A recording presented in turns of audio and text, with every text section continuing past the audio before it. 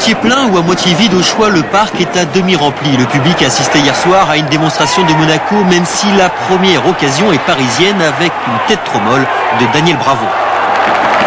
8e minute, début du festival monégasque. Suzik dans un premier temps se fait piquer la balle par Youssouf Fofana. Ouverture impeccable de l'Ivoirien pour Georges Weah.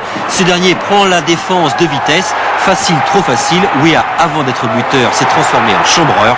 1-0 pour Monaco. Quelques minutes plus tard, répétition de l'action précédente, mais cette fois avec Dib pour Djorkaeff. Une action qui montre une fois de plus la faiblesse défensive du PSG. Mais heureusement, Batz est présent. En fin de première période, réaction parisienne en deux temps. Tout d'abord, une ouverture formidable de Suzik pour Bibar, mais malheureusement, ce même Suzik ne peut être au départ et la réception de ses actions, gâchis. Et juste avant le repos, corner de Suzik, tête d'Angloma, transversale et sonore, sauve de justesse devant Bravo.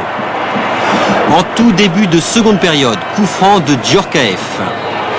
Fofana est le plus rapide, deuxième but monégasque. Batz se plaint d'on ne sait trop quoi. Le ralenti est formel. Le but de Fofana est tout à fait valable. Alors que les cris demandant le départ de Francis Borrelli se font de plus en plus insistants dans les tribunes, Monaco et Rui Barros manquent de peu d'inscrire un troisième but avec au départ une nouvelle erreur de la défense parisienne. On ne sait pas à quoi servirait le départ du président du PSG, coupable aux yeux de certains de ne pas avoir joué le jeu de l'inflation et de la démesure dans un championnat qui joue le plus souvent au-dessus de ses moyens financiers.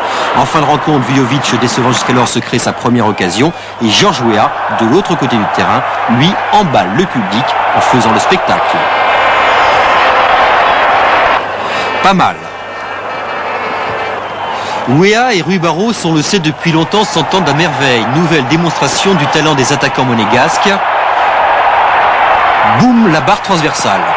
Dans le naufrage parisien, deux joueurs ont surnagé. Suzik, on l'a vu auparavant, et Joël Batz, qui une fois de plus s'interpose avec talent devant Rui Barros. On retrouve Suzik à nouveau pour un véritable caviar.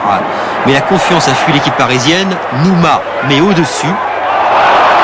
Et les supporters les plus acharnés du club, ceux de la tribune Boulogne, quittent le parc. Mini révolution.